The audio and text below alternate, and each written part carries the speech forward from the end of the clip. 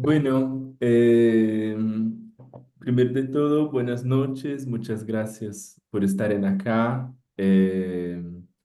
Para mí es una gran alegría tener ese encuentro. Yo estaba comentando con Ana antes, fue el encuentro con más gente inscripta, interesada en toda la corta historia de Contraluz, que en verdad no tiene ni un año, pero ahí vamos creciendo. Y bueno, Contraluz es una plataforma de arte y fotografía especializada en América Latina que surgió en junio del año pasado, cuando, bueno, yo soy fotógrafo, investigador de fotografía, también profesor, soy de Brasil. Y yo hice un largo viaje por América Latina, me pasé 20 meses viajando y un poco estudiando la fotografía de muchos países de América Latina.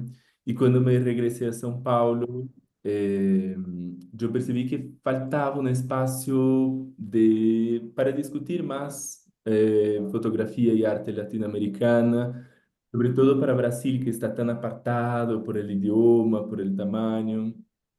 Y y ahí dije, bueno, voy a crear ese espacio porque tenemos todas las tecnologías para conectarnos, cada uno desde su casa, desde su lugar donde esté. Y así surgió Contraluz. Entonces, ofrecemos cursos, charlas, exposiciones virtuales, tanto en portugués como en español.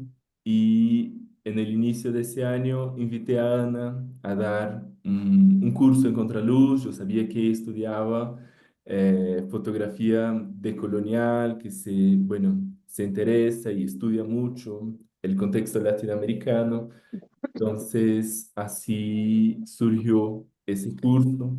Yo no sé si todos ya lo entendieron, pero esa clase es como la primera clase de un curso. Esa es una clase abierta. Y algunas personas acá ya se inscribieron en el curso que va a ser todos los jueves a partir de la próxima semana. Después Ana va a poder comentar un poquito sobre la estructura de ese curso, pero entonces ese es como un abrebocas, como dicen en español, ¿no? Entonces presento a Ana, que es argentina, vive en Buenos Aires. Ana es fotógrafa, docente y estudiante del profesorado en artes visuales en la Facultad de Filosofía y Letras de la Universidad de Buenos Aires, UBA. Actualmente es adscripta en Sociología y Antropología del Arte y forma parte del grupo de estudios en fotografía contemporánea, arte y política del Instituto Gino Germani. Además, es creadora de Fotógrafas en la Historia, una plataforma dedicada a visibilizar las vidas y obras de artistas mujeres y disidencias omitidas en los relatos tradicionales sobre historia de la fotografía. Así que bueno, Ana, muchas gracias por la invitación, muchas gracias por haber traído tanta gente a esa clase y te paso la palabra. Gracias, Ale. Bueno, estoy muy contenta de participar de este curso. Como decía Ale, estoy estudiando el profesorado en artes visuales en la Universidad de Buenos Aires. Y bueno, me empecé a interesar por las estéticas decoloniales, no en la Universidad de Buenos Aires, sino en otra universidad, que son como las que se fundaron en el conurbano bonaerense. Ahí como que empecé a escuchar, la primera vez que empecé a escuchar de las teorías decoloniales, de la mano de Silvia Cusicanqui, de Rita Segato. Y bueno, después me pasé a la UBA, que es una universidad bastante eurocentrista, sobre todo en la historia de las artes visuales, es más la carrera. Entonces, nada, tiene una mirada muy eurocéntrica que de a poco va cambiando, la verdad, está bastante ayornada, por suerte. Así que bueno, nada, tengo como una formación de fotografía tradicional. Y después, nada, el profesorado Después otro pasaje por una universidad del conurbano, donde ahí como que descubro un poco las estéticas decoloniales. Y después en la UBA que me empiezo a formar más como la historia del arte y puedo como empezar también a entender un poco algo de la fotografía, algo de las prácticas artísticas contemporáneas, cómo se relacionan también con toda una genealogía, ¿no? de la historia del arte, que también está bueno para poder entender bien algunas obras que usan inclusive la fotografía, pero como que todo está muy relacionado también con cómo va surgiendo la historia del arte occidental, ¿no? Eurocéntrico.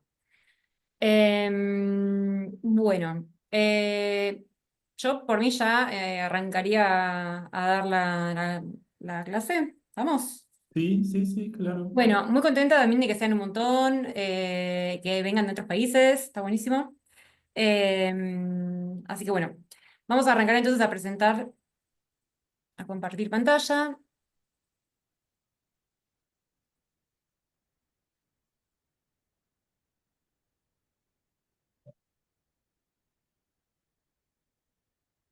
Ahí va. ¿Se ve bien? Yo veo Sí, la mitad. perfecto. Perfecto. Ahí va. Sí, perfecto. Ahí se va. Bueno, bien, entonces empezamos con esta hermosa imagen del proyecto Banana Craze, que está muy bueno. Después vamos a crear, esto no dijimos, Alex, que vamos a crear un grupo de WhatsApp, o ya está creado, o lo vamos a crear. Vamos a crear mañana con las personas que se inscriben en el curso. Ahí va. No, sí. Para compartir materiales, etcétera. Pero bueno, ya les digo que el proyecto Banana Craze, como Fiebre del Banano, si pueden, síganlo en Instagram o en sus redes sociales, visiten la web, que está buenísimo todo lo que hacen. Ellos van a trabajar sobre lo que implica, digamos, la banana o el plátano en América Latina, como hay una eslogan, una de las frases que dicen son, bueno, em, dice algo así como lo que un fruto puede, ¿no? O sea, entonces toda su obra está relacionada con obras de fotográfica, como de diferentes disciplinas muy distintas, audiovisual, performance, todo relacionado con este fruto y con cómo se vincula el cultivo de este fruto con la historia, digamos, de los países, ¿no? De cómo se vincula eso también con la colonialidad económica y el extractivismo económico. Está súper interesante. Después durante vamos a ver en el curso, vamos a ver justamente muchas imágenes de este proyecto. Estoy como adelantando un poco. Y me gusta porque se llama libertad o bananas, que justamente hoy por hoy la libertad no es un término que está como bastante ahí disputado, que hay que volver a disputarlo. Eh, pero bueno. Bueno, y les traje un poco la palabra, el término monstruo, porque así se llama la clase de hoy, ese nombre le hemos puesto. Y para pensar un poco el tema de la monstruosidad, traje un poco la etimología de dónde viene la palabra monstruo. La palabra monstruo viene del latín monstrum, que a su vez deriva del verbo monere o moneo, que significa advertir. Entonces, un monstruo es un aviso, una advertencia, o sea, un peligro, ¿no? Que enviaban al mundo las fuerzas sobrenaturales. O sea que esto, digamos, ya la idea del monstruo surge en la antigüedad, ¿sí? Previo a la Edad Media, y va luego a continuar a lo largo de los años. Ahora vamos a ver como esta continuidad iconológica. Bueno, y surge en la antigüedad, cuando nacía un niño o un animal con algún tipo de malformación, se creía que eso era un aviso. Los dioses enviaban a estas criaturas como señal de que les iba a suceder algo horrible. Esta creencia se mantuvo muy viva durante la Edad Media y también al inicio de la Edad Moderna. ¿Por qué traemos todo esto? Porque justamente la colonización se va a producir justamente en ese umbral, digamos, entre la Edad Media y la Edad Moderna. De hecho, hay muchos autores que van a disputar cuándo empieza la modernidad, cuándo empieza esta Edad Media, esta Edad Moderna, perdón. Entonces, la idea de la monstruosidad es algo que viene desde la antigüedad, ¿sí? La idea ya les di un texto sobre canibalismo, sobre la colonialidad del ver, que habla sobre la antropofagia. También son ideas o imaginarios o prácticas que están desde la antigüedad, ¿sí? Desde épocas muy remotas. No es algo que surge a partir de la conquista de América. Y bueno, acá les traje algunas imágenes que dan cuenta, ¿sí? Son como, o sea, a partir de que se crea de que se crea la imprenta, se empiezan a publicar enciclopedias, ¿sí? Enciclopedias que lo que tratan de hacer es catalogar el mundo, ¿no? Como tratar de, bueno, agrupar el mundo en categorías como una manera de poder comprenderlo, ¿no? Y entre estas enciclopedias que hablaban sobre, no sé, categorías como plantas, animales, piedras, montañas, no sé, cualquier categoría de tipo todo lo que existe en el mundo. Bueno, una de las categorías, que era, o sea, imagínense que la enciclopedia era algo de corte científico, ¿no? Entonces, las bestias, estas bestias imaginarias, también estaban en las enciclopedias. Tenían un apartado especial. De hecho, hay algunos que son directamente bestiarios, o sea, que son enciclopedias que solamente se encargan de catalogar bestias. ¿M? Y fíjense que esto está publicado, tenemos escritos desde los siglos II y IV después de Cristo, hasta tenemos el siglo XII. Y posteriormente también, ¿sí? O sea, se han publicado este tipo de enciclopedias. Y acá tenemos algunas bestias como unicornios, había sirenas también, ya estaban o sea, ya este tipo de criaturas estaban en el inconsciente y eran muy populares y algo muy como, atractivo para la gente.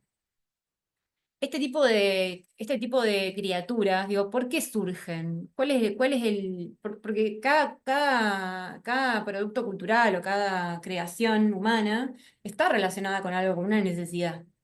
En este caso, estas criaturas, posiblemente, ¿no? Venían ya como de. Además, estas criaturas, la creencia en estas criaturas estaba totalmente de la mano, o sea, en paralelo a la creencia en un dios, ¿no?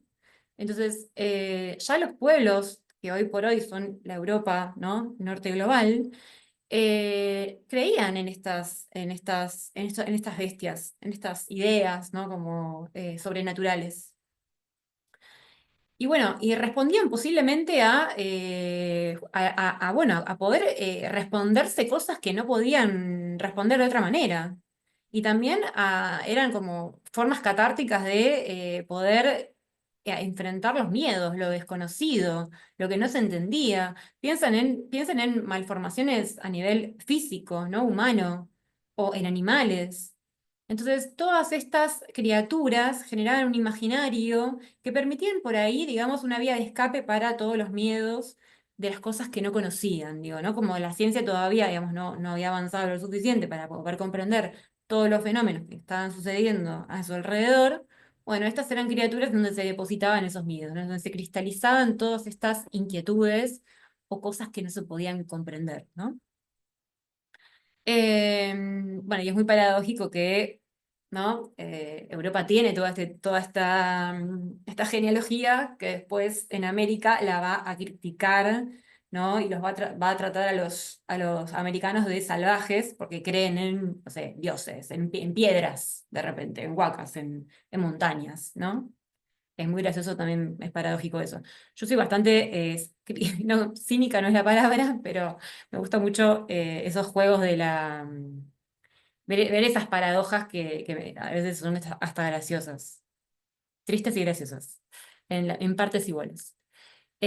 Bueno, otra cosa, si quieren prender las cámaras, por favor, préndanlas. Susana, ya sé que vos no podés, pero digo, el resto si puede, yo encantada porque quiero verles las caras. Me gusta mucho. Y después, si me quieren interrumpir en cualquier momento, bienvenido sea, cualquier comentario, si leyeron algo al respecto, no sé si quieren decir algo, o sea, bienvenido sea la intervención, ¿sí? O sea, cuanto más interactiva sea la charla, mejor. Eh, bueno, y también, digamos, justamente a colación con esto de las criaturas y de las bestias y todos estos imaginarios, les traje algunas cartas de Colón que están extraídas de un texto que también después les voy a subir, que es La conquista de América, el problema del otro, de Todorov, del capítulo de Descubrir, que habla sobre, bueno, cuál es el móvil de Colón al momento de ver América, ¿no? ¿Qué pensaba de las cosas, qué pensaba de las personas que veían América? ¿Cuáles eran sus verdaderos intereses sí, o sea, qué cosa lo movía, ¿no? A emprender esta aventura? Entre todas esas cosas que dice, una de las cosas que voy a extraer solamente, si después lean todo el capítulo porque está buenísimo, él va a citar algunas palabras de las cartas que extrae de Colón, en donde se ve, digamos, cómo él percibe a los indígenas, o sea, cómo él se constituye una idea de los americanos. En una de ellas dice, en las tierras hay muchas minas de metales y hay gente en inestimable número. O sea, de esta manera él está como enumerando las cosas que hay en América, le da la misma importancia a las minas de metales que a la gente. O sea, ponen al mismo nivel las personas que a las minas, ¿no? Los recursos naturales. O sea, por eso, digamos, hay una idea de, de los americanos como algo que pertenece a la naturaleza, ¿no? Como algo que ya es parte de la naturaleza. Por eso es que lo numera como en un mismo nivel. Piensen de nuevo en el concepto de enciclopedia, ¿no? Como, digo, las bestias entran en la enciclopedia al igual que una montaña, al igual que una planta, al igual que un fruto, al igual que un animal, ¿sí? Como que todo es lo mismo. Bueno, si los americanos, estas hombres y mujeres, porque él habla de hombres y mujeres en sus textos, en sus cartas, él identificaba que había hombres y había mujeres, pero a veces va a hablar de ellos como si fuesen cosas, ¿no? Después dice, siempre en lo que hasta allí había descubierto iba de bien en mejor, así en las tierras y arboledas y hierbas y frutos y flores como en las gentes. O sea, de vuelta, pone al mismo nivel a las flores, a los frutos, a las hierbas y a la gente. O sea, todo es lo mismo. Y por último, esta es una cita de Todorov. Dice, se le ocurre entonces el proyecto de que los barcos que llevan animales de carga de Europa a América sean cargados de esclavos a la vuelta para evitar que regresen vacíos mientras se espera encontrar oro en cantidades suficientes. Es decir, que Colón lo que quería, obviamente estaba todo el tiempo buscando el oro para llevar, o sea, que esos barcos que vuelvan a Europa vuelvan cargados de oro. Pero se le había ocurrido, le propuso a los reyes españoles, a los reyes católicos, de que esos barcos vuelvan con esclavos, ¿no? Con americanos. Entonces, fíjense que también acá está haciendo como una especie de paralelismo o de poner al mismo nivel a los animales de carga y a los americanos, ¿no? Obviamente, como si fuesen lo mismo. Sí, Alex. Ana, una pregunta que yo estaba pensando, porque hay por un lado esa imagen del monstruo en América, que es muy Sí. fuerte, pero por otro hay una cierta idea, y yo no sé si eso está en el texto, yo creo que está en el texto que enviaste, no estoy seguro, de esa idea de un paraíso también, ¿no? Sí, también. Porque él Y admiraba el paraíso, todo el tiempo en las cartas dice, habla de la naturaleza, de lo maravillosa que es la mm, naturaleza. Entonces es como que hay una ambigüedad entre estos salvajes son parte de la naturaleza y son buenos, pero además son ladrones. No sé, es como que todo el tiempo está la imagen del buen indio, pero también la imagen del indio ladrón, o bueno, o el caníbal, que ahora justamente de eso habla mucho Barrientos.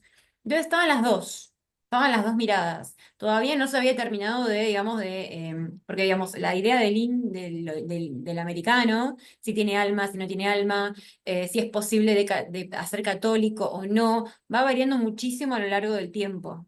O sea, es ujú, como que hasta, no sé, creo que hasta 1700, 1600, 700, no, como que va cambiando la entidad del americano. Y ujú, todo está muy relacionado con si es posible de que sea evangelizado o no, digamos. O si es posible de que sea un súbdito de la corona o no.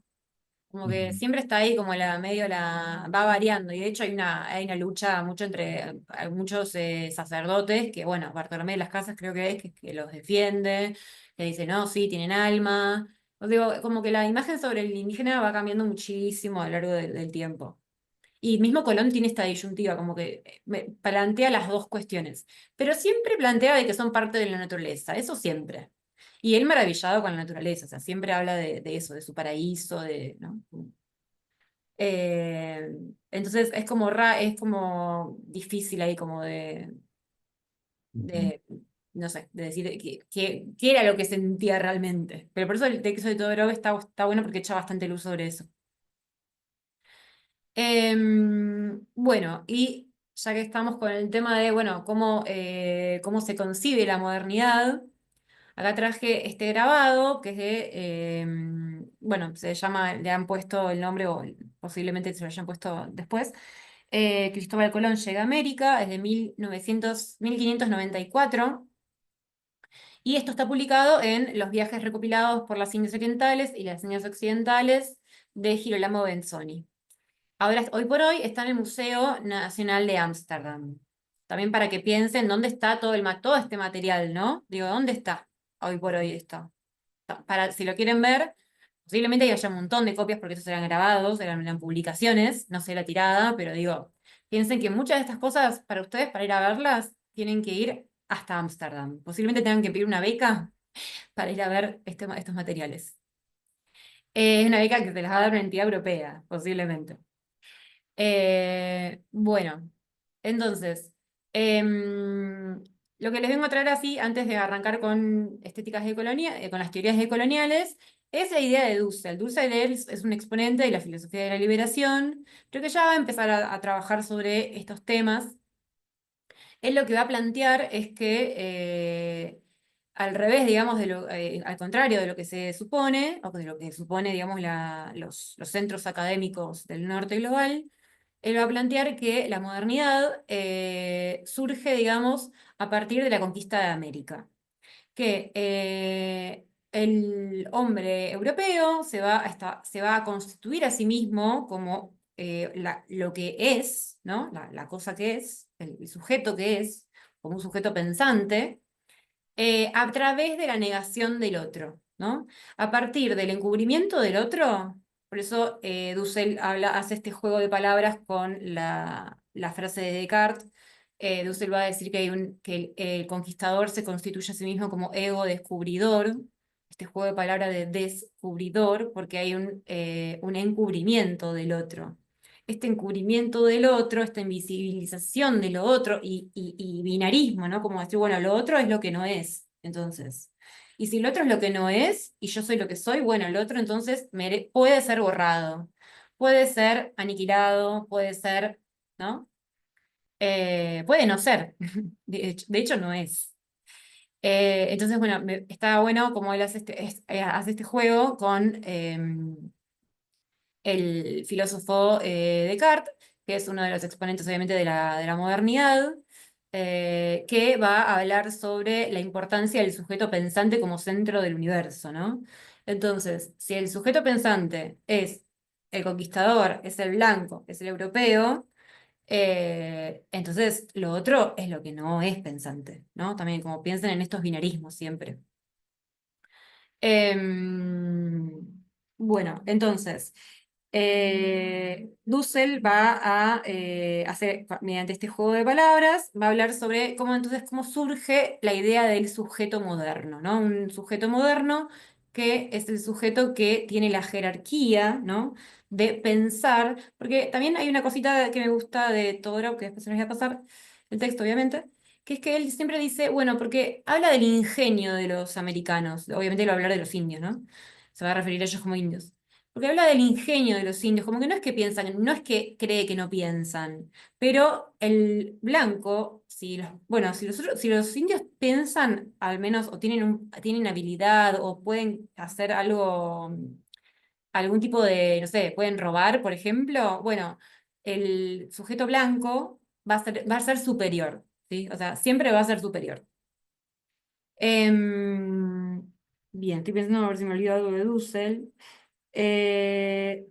No, bien.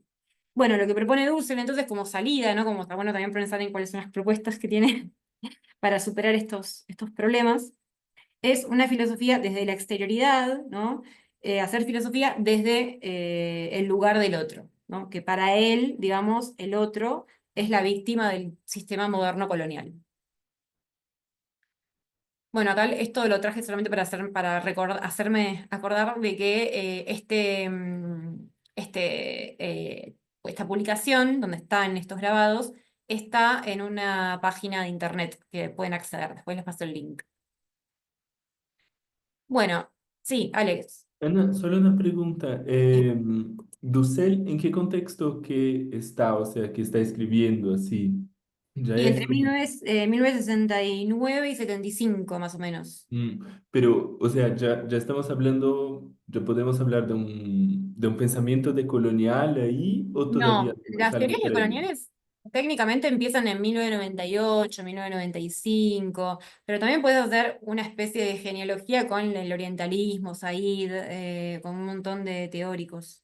En los Ujú, 70 también surgen un montón de... Pasa que las estéticas decoloniales lo que se plantean en realidad es como se separan no, ya no me acuerdo de qué grupo, que hay un momento que de las no, de las postcoloniales, creo.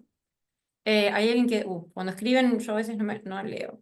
Vamos a ver, tenemos mensajes. La otra edad, sí. Esto ahí me perdí, lo que están. Bueno.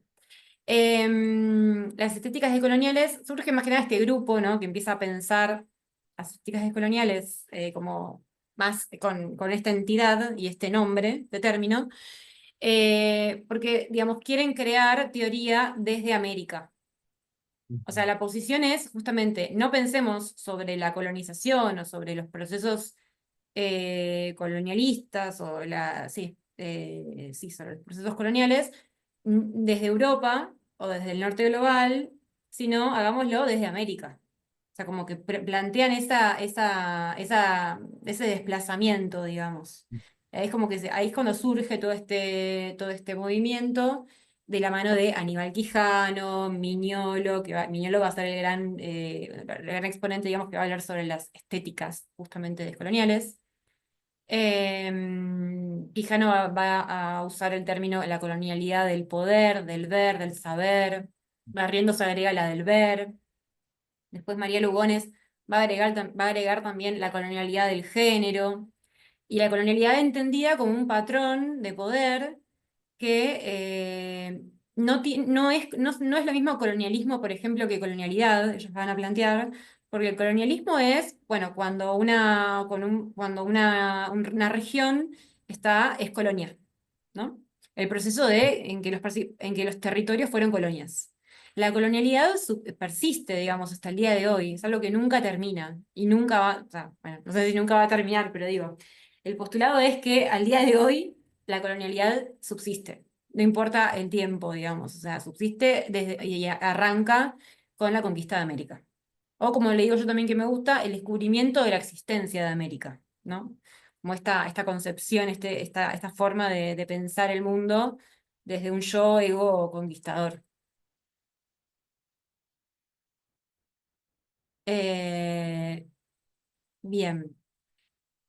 No, además Dussel no es parte no está, creo que no sé si estaba vivo cuando estaba en el 98 no sé no, sí, Dussel se murió hace poquito, si no dije nada, una burrada. No sé si describe las teorías decoloniales, como así como tajantemente, la verdad.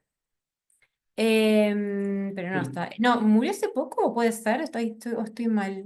Entonces desarrolla una idea del propósito y dice Carlos, de la imagen, el nuevo mundo. ¿Cómo? Ahí alguien habló. Abrí el micrófono si querés, ¿eh? Ah, sí, murió hace poquito, re poquito. Entonces desarrolla una idea a propósito de la imagen, el nuevo mundo y esa naturaleza exótica, bruta, es una piedra sobre la cual esculpir un mundo, imagen y semejanza de la centralidad y la mismidad. Claro, sí, bueno, claro, el tema de la tabula rasa, 2023, sí.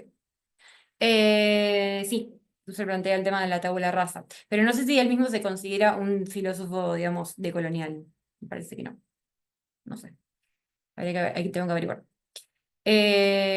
Bueno, entonces en base a esto les traje un trabajo para no seguir con lo teórico, como esto digamos, lo va a aplicar, digamos, como una estrategia, ¿no? Un desplazamiento. François Coccolazo es un fotógrafo, investigador, ¿qué más? Bueno, también sí hace gestión pública, gestión cultural, y antropólogo, que va a investigar sobre las imágenes de su propia familia. Él tenía un bisabuelo, eh, José Domingo Lazo, que fue un fotógrafo muy reconocido en Quito. Bueno, José Domingo Lazo va a vivir entre 1870 y 1927 y es uno de los primeros estudios, instala uno de los primeros estudios de fotografía en Ecuador, en Quito. Entonces, François Cocolazo va a exhibir las fotografías de José Domingo Lazo y va a escribir una tesis que está colgada en internet, después si quieren también se las paso, es de libre acceso, está buenísima. Bueno, y vamos a ver un poco por qué él va a trabajar sobre su bisabuelo, ¿no? O sea, qué puntos están buenos para entender cuál es la importancia de Domingo Lazo en esta exposición y en la tesis que hace él. Lazo nace en Quito, entonces, es ecuatoriano, va a aprender fotografía y en 1899 inaugura su primer estudio de fotografía, en donde obviamente como lo que hacía, vieron que la fotografía se expande muy rápidamente a todos los lados del planeta, desde la liberación de la patente. Y Domingo Lazo, creo que en su mayoría lo que hacía eran placas de vidrio, o sea, debe ser colodión húmedo o por ahí de andar el sistema que usaba, la técnica. Va a inaugurar su primer estudio de fotografía, en donde realiza retratos de familias blanco-mestizas, la élite ecuatoriana, digamos, quiteña, la élite civil y religiosa, y también se especializa en las tarjetas de visita, que era lo típico, digamos, a lo que se dedicaban todos los estudios fotográficos de la época. Después, es becado por el gobierno para viajar a Europa y aprender la técnica del grabado y fotograbado. Y al regresar va a fundar la primera revista ilustrada de la región que se va a llamar La Ilustración Ecuatoriana. O sea, pensemos en, ¿no?, el tema de la ilustración como esta concepción del mundo, ¿no? Que se va a dedicar a las ciencias, las artes y las letras. En donde, o sea, en realidad él la crea, la publicación, para poder publicar las fotografías. Porque justamente no habían otros medios, digamos, y no habían otros medios ilustrados.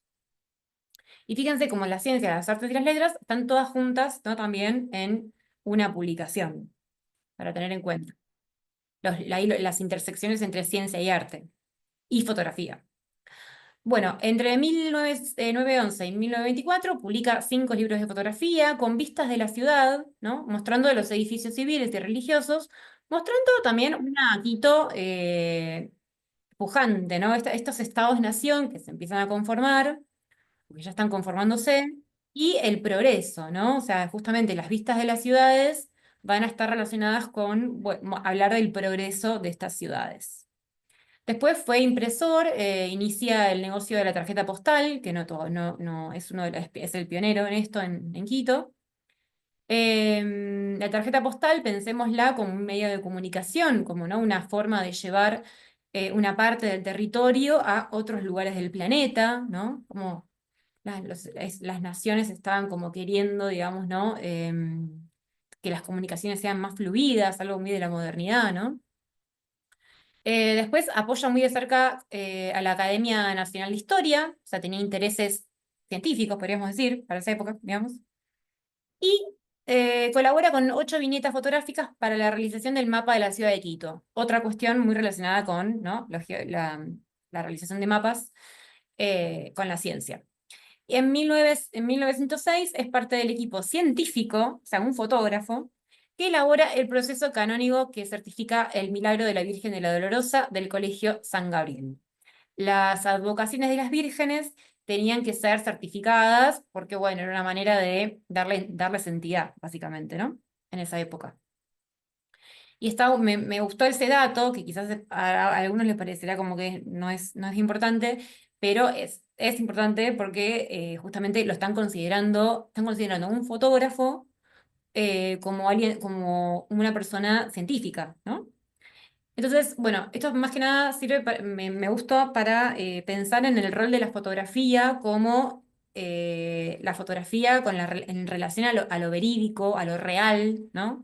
La fotografía y siempre su función de mostrar las cosas tal como son, tal como las veo, ¿no? Esta cuestión de esta entidad de verdad, ¿no?, que tuvo la fotografía durante mucho tiempo, y sobre todo en esta época, que fue también muy funcional, obviamente, a todos estos proyectos de modernidad y de construcción de naciones. Em, También el tema de las consignas, ¿no? De la ilustración, ¿no? La necesidad constante de un método, conseguir un método universal para analizar las obras de la naturaleza, para entender la naturaleza y hacerlo de una forma no taxonómica, como ordenada, catalogar lo que no conozco, ¿no? Como para poder darle un orden al mundo, a un mundo que empieza a ser caótico, una naturaleza que ya no es una naturaleza creada por Dios, bueno, y que está ahí para ser contemplada. No, es una naturaleza donde el hombre ya empieza a tener como el pensamiento del hombre, ¿no? La razón tiene una importancia muy grande, entonces es necesario poder comprender todo, ¿no? Y ordenar el mundo, que es algo caótico. Una naturaleza que empieza ahí como a ser caótica, la concepción, ¿no? De la naturaleza. Bueno, entonces, dicho todo esto, vamos a ver un poco qué hacía entonces, cuáles eran acá como para visualizar un poco cuáles eran todas estas cosas que hacía Lazo al mismo tiempo, ¿no? Ha hecho muchas fotografías. Algo lindo que no he dicho es que la familia de Lazo, ellos eran como una élite, ¿no? Como burguesa de Quito. Y con el tiempo, los originales, las placas de vidrio, se fueron perdiendo, y de hecho creo que tienen muy, muy pocas, porque las usaban para tapar los vidrios que se rompían en la casa, literal. Esto está en la tesis de él.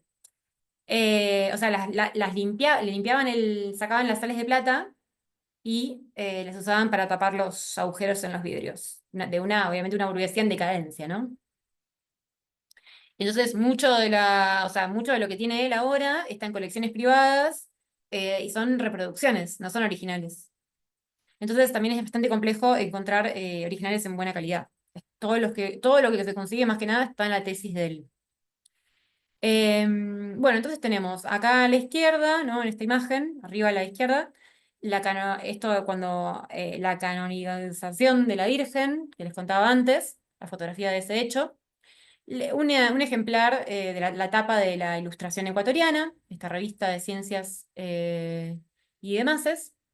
Acá abajo el mapa de Quito, ¿no? Con estas viñetas que él entregó para que lo hagan. Acá, nada, una idea para que se den cuenta del tipo de imágenes que él hacía, que eran retratos, ¿no? De personas en estudio. Acá arriba tenemos, arriba a la derecha, dice alrededores de Quito, indios rezando la doctrina, o sea, indios que estaban siendo evangelizados, ¿no? Como una postal. Es una postal, de hecho. Y acá abajo a la izquierda, una fotografía de la ciudad de Quito, ¿sí? Bien, bueno, entonces, la huella invertida va a ser la muestra que va a curar o crear el François Lasso, y se llama la huella invertida, no por nada. Ahora vamos a ver cuáles son las imágenes que van a estar colgadas en esa muestra. Esta es una de ellas. Se llama La Alameda, ¿sí? Esta es una de las imágenes que está en uno de esos álbumes que hacía Domingo Lazo, que eran álbumes también como para mostrarle a turistas o para que la gente se lleve, ¿no? De ahí, para mostrar este Quito pujante, ¿no? Como esta nación que estaba surgiendo. Los lugares, fíjense que son todos lugares como que tienen arquitectura, ¿no? Se está dando cuenta del progreso de esta nación. Otra cosa que también se me viene a la mente cuando pensaba en estas imágenes es que las ciudades fueron en realidad, digamos, creadas en América siguiendo las directivas de la colonia, en la época de la colonia. O sea, digamos, de lo que las órdenes de lo que bajaba, digamos, de la realeza española, ¿no? Y las ciudades fueron consideradas, especialmente las ciudades como configuradas como un damero, o sea, con líneas ortogonales, rectas y verticales, fueron creadas, o sea, de esa manera, justamente, en lo posible. No siempre fue así, pero bueno, cuando pudo ser así, se hizo así, de una manera regular, justamente porque la regularidad estaba asociada a que eso civilizaba, ¿sí? Una regularidad que iba a civilizar a los americanos. Entonces, hay una relación también en la ciudad, entre la ciudad y la civilización, ¿no? Siempre. Hoy por hoy creo que sigue existiendo, digo, pero esto viene ya desde, no solamente desde la época de la colonia, viene, digamos, ya en Europa se crea, ¿no? Es un pensamiento occidental. El tema de la regularidad de la ciudad como damero, que en Buenos Aires se hizo también. Por ejemplo, no sé, si ustedes van en Cusco, acá que tenemos un compañero que es de Cusco, la ciudad de Cusco no se pudo, ahí no se pudo hacer, se hizo más o menos, porque estaba, no sé, ¿está el compañero acá de Cusco? Si sabe algo, seguramente debe saber algo alrededor de cómo se fundó la ciudad. Si tiene micrófono para contar. Hola, soy yo, es Ah, compañera. compañera, perdón, no sé por Adriana, qué. sí. Sí, bueno, la ciudad de Cusco se fundó, se creció más que nada sobre los restos de toda la urbanización que hicieron los incas, ¿no? Sobre todo el centro histórico. Quien conoce Cusco o ha visitado, puede ver que hay muchos hay muros incas sosteniendo construcciones coloniales, ¿no? Sobre todo las que tenían que ver con la iglesia, porque el centro histórico era un recinto importante para los incas. Entonces, el que sobre los muros incas se construyeran eh, mm, estructuras coloniales significaba también una manera de superior, de que ahí se habían asentado Literal. los conquistadores y quedaba abajo, ¿no? Sí, sí, Ese una es imposición literal, simbólica y literal. totalmente, sí, eso Pero es, hasta ahora se puede ver eso, ¿no? sí, lo que hicieron fue como cortar las plazas, ¿no? Esa Sí. plaza en realidad era todo una, las dos plazas, no me acuerdo cómo se llaman, pero están a 2 cuadras de la otra. Sí, Eran la plaza de armas, una, es que todo eso era como una zona eh, digamos, de la realeza inca, ¿no? Si vamos a claro, hablar en términos así, era donde vivía el inca y su familia, sus panacas, que le decimos acá. Entonces, ahí tenían que estar los españoles, ¿no? Asentándose las sobre ruinas. esas ruinas, ¿no? Sí, sí, sí, Sí, de hecho, la catedral, las iglesias importantes, hay cruces, o sea, donde fueran lugares sagrados para los incas, se ponían encima los españoles, ¿no? exactamente. Ujú. Exactamente. Bueno, miren, si no es importante el tema de la planificación urbana. Claro. De hecho, creo que en Lima deben haber hecho el damero, seguramente. Ahí, porque ahí sí podían. Como Sí, que acá en Lima siempre. ya, sí, en Lima ya, yo creo que no hay vestigios incas, sino No, preincas, claro. ¿no? Claro, no, no, por eso. Sí, Les debe haber sido más fácil hacer el damero. Pero claro, ahí claro, tenían que priorizar el tema de imponerse sobre claro. lugares Sobre lo que era sagrado icónicos. para los Sí, incas, sobre sí. los arados, tal cual. Gracias. Ajá. Ana. Bueno, bien. Entonces, bueno, acá en Quito han podido hacer el damero. Creo, la verdad que no. Yo fui a Quito y ya no me acuerdo, pero creo que sí. Bueno, vean esta imagen, ¿sí? En principio, todo bien, una imagen, ¿no? Normal, no, no vemos nada raro. ¿Alguien conoce ya este trabajo? Bueno, si no, no lo diga.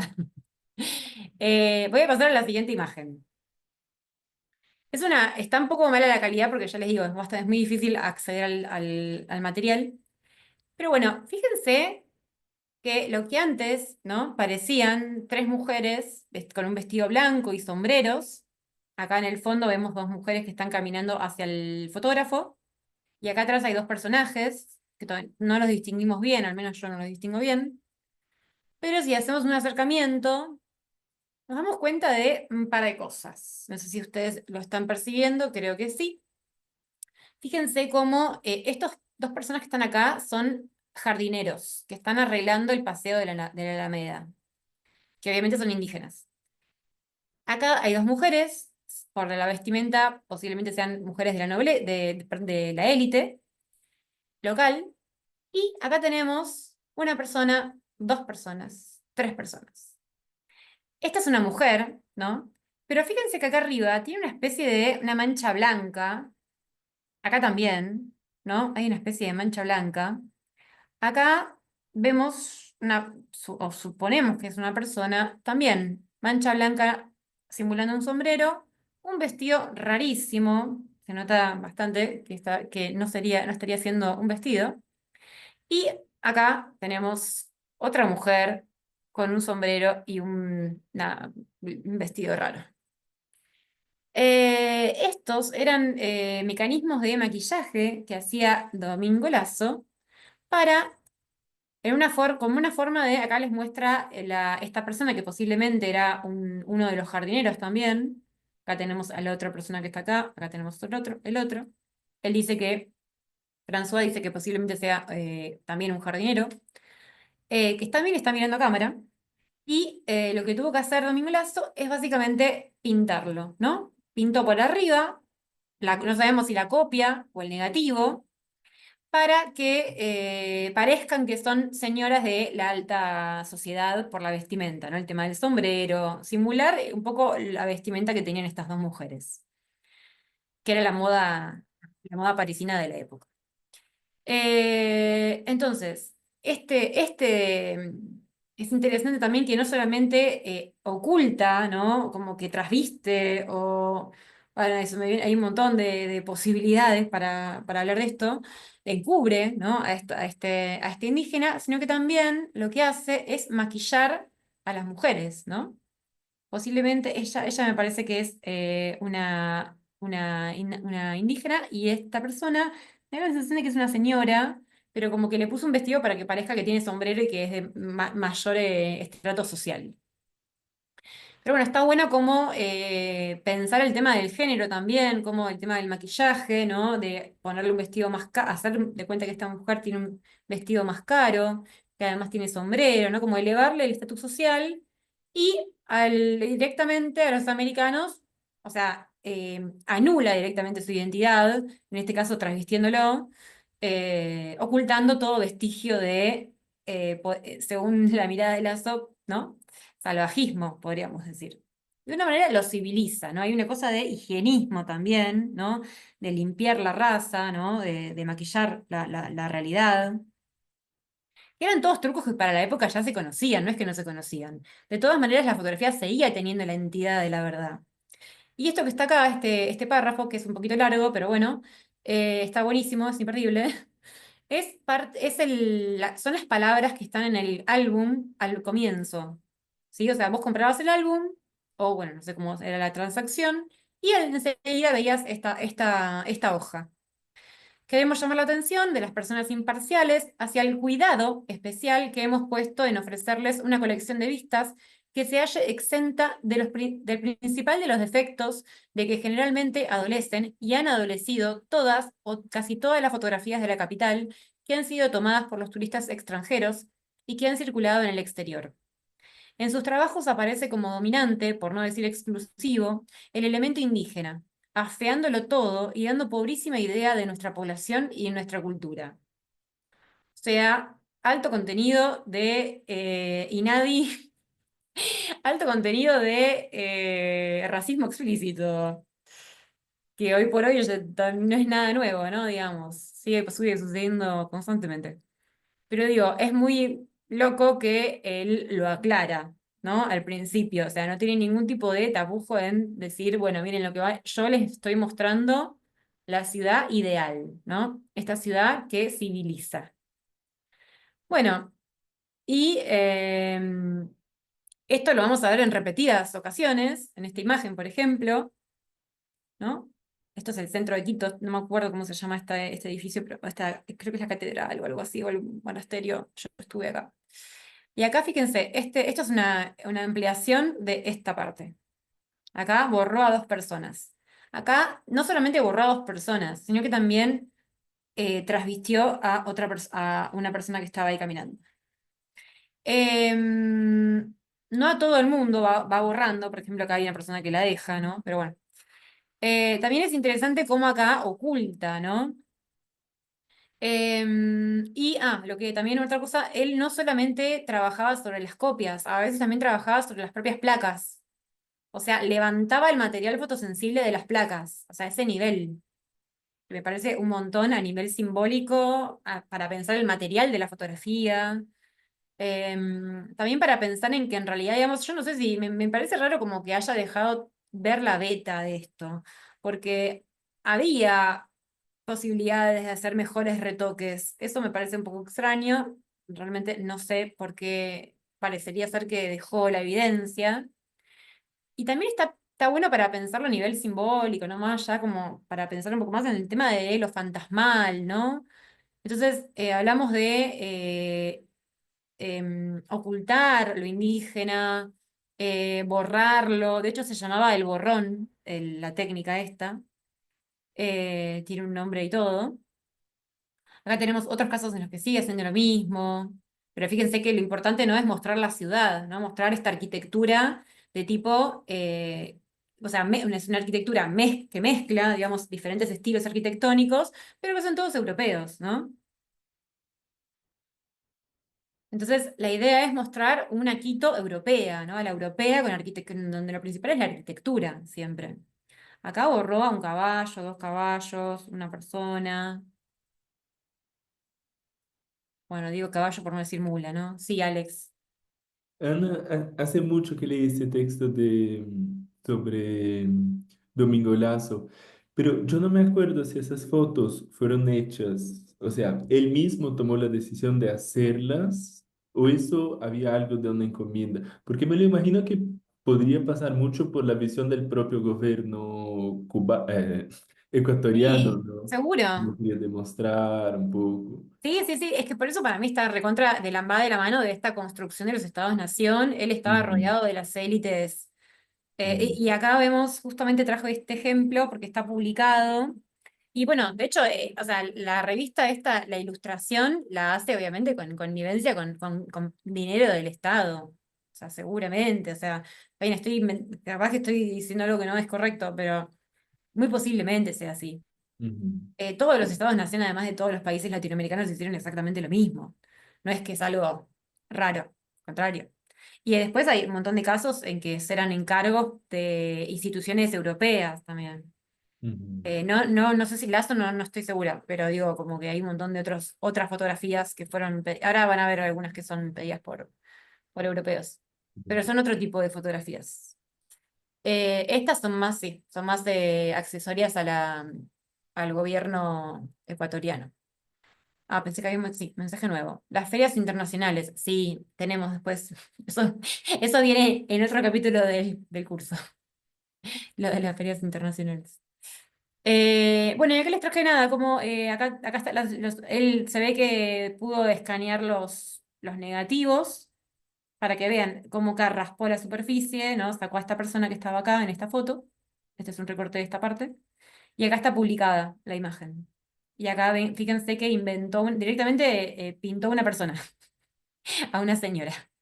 Ah, no, se ve que acá la raspó y acá la cubrió con un manto. Como diferentes estrategias, él iba probando.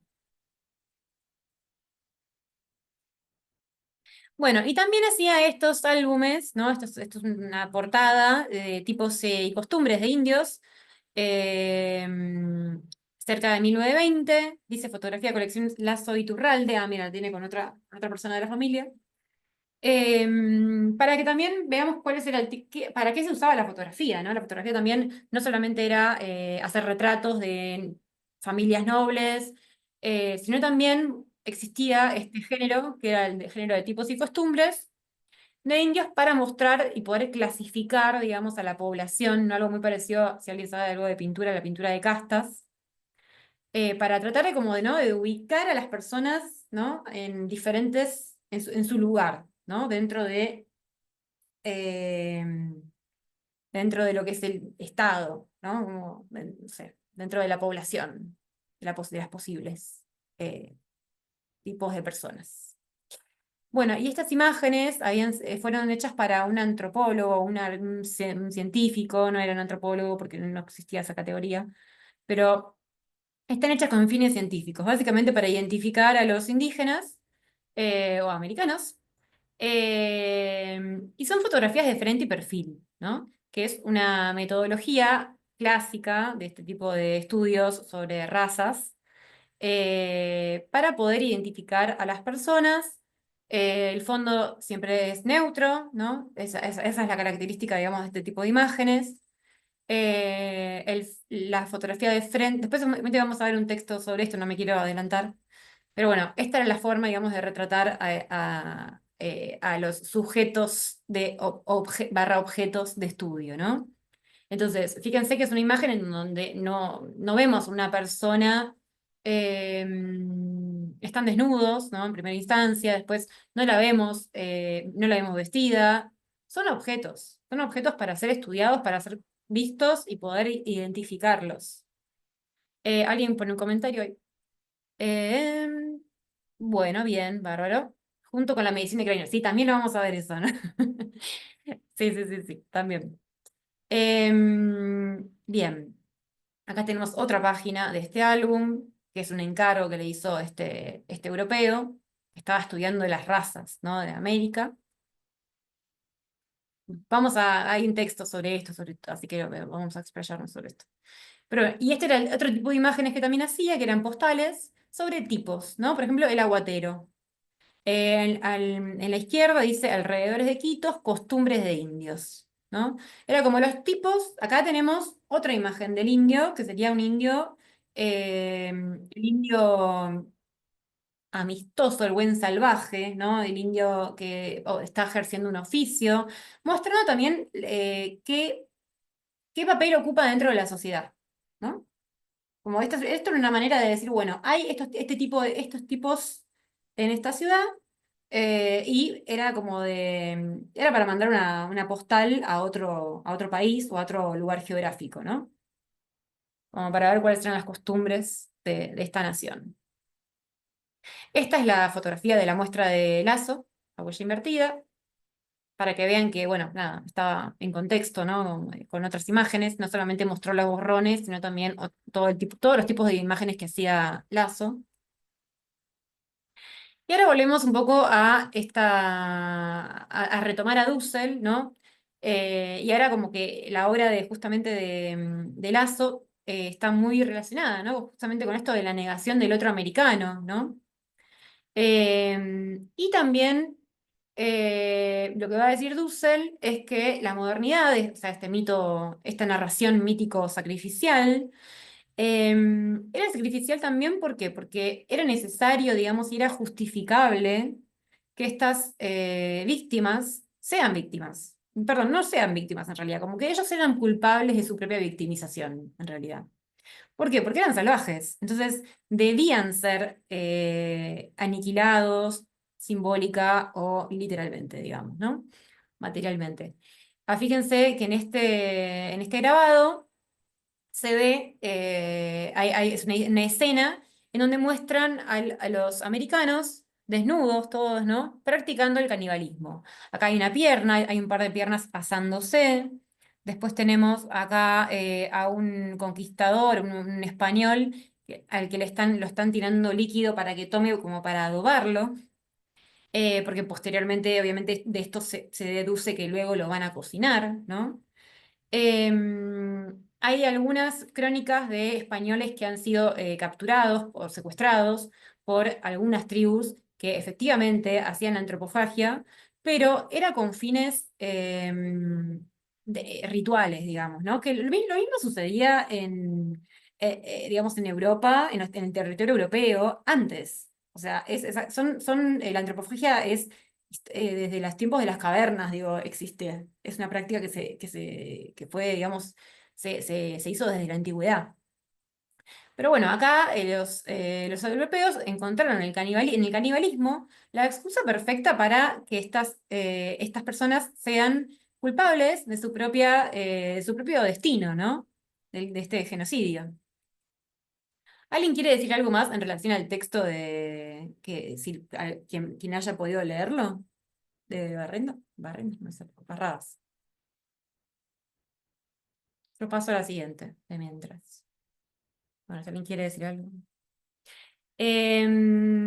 Bueno, esta es una frase de un sacerdote, Sepúlveda, que también como para seguir pensando en esto de la humanidad, ¿no? De los indígenas o de los americanos, que dice, comparad ahora estos dotes de prudencia, ingenio, magnanimidad, templanza, humanidad y religión de los españoles con las que tienen estos hombrecillos en los cuales apenas encontrás vestigios de humanidad, que no solo no poseen ciencia alguna, sino que ni siquiera conocen las letras.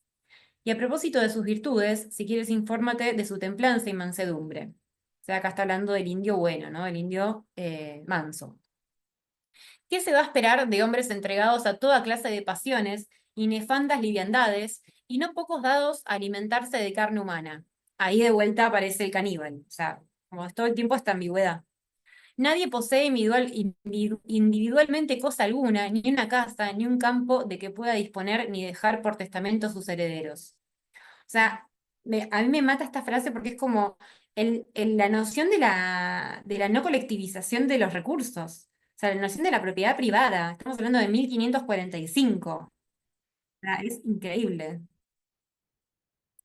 Y acá traje una de las tantas imágenes sobre las que también se trabaja para pensar en la monstruosidad, ¿no? Y en la otredad de los americanos. Son dos grabados, ¿sí? Que son casi idénticos, o sea, la iconografía es casi idéntica. Fueron hechos en territorio europeo, y uno se refiere a África y el otro se refiere a América, ¿no? Y encima piensen que estamos en una época de que el imaginario y la iconografía de las bestias todo el tiempo está dando vueltas, como les mostré anteriormente.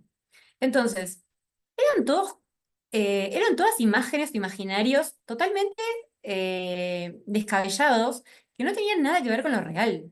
Eran iconografías que realmente necesitaban validar la monstruosidad del otro. O sea, ¿no? Como son todas estrategias para seguir, digamos, dando cuenta de lo mismo. De hecho, en un momento Colón dice, no, porque a mí me contaron que en tal lugar había personas sin cabeza, pero como que él nunca vio nada, en realidad. Es como, es bárbaro. Y además también lo caníbal también se relaciona con lo territorial, porque de hecho la zona del Caribe viene de caníbal. Acá tenemos también, ¿ven? Estos monstruos sin cabeza en la zona de Brasil, en las Amazonas. Son otros mapas de la época. Y después tenemos este mapa mundi que está bueno porque te muestra cómo, digamos, la representación que tuvo cada continente en los mapamundis, ¿no? En esta idea de pensar el mundo tal cual es, dentro de los límites de lo conocible, ¿no? Al momento. Y ahora vamos, sí, Alex, vamos. No, yo creo que Alfredo quería decir algo, ¿no?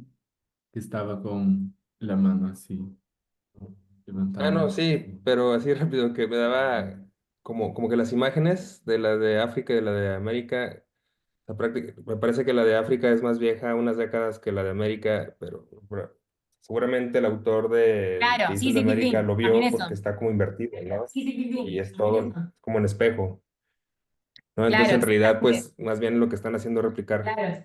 clichés sobre la otra edad, ¿no? Exacto. Ahí me escucho en eco. Claro, de hecho eso tiene que ver con los grabados. Viste que los grabados, como era pasar de superficie en superficie, seguramente se espejó y te llegaba de una manera o de otra.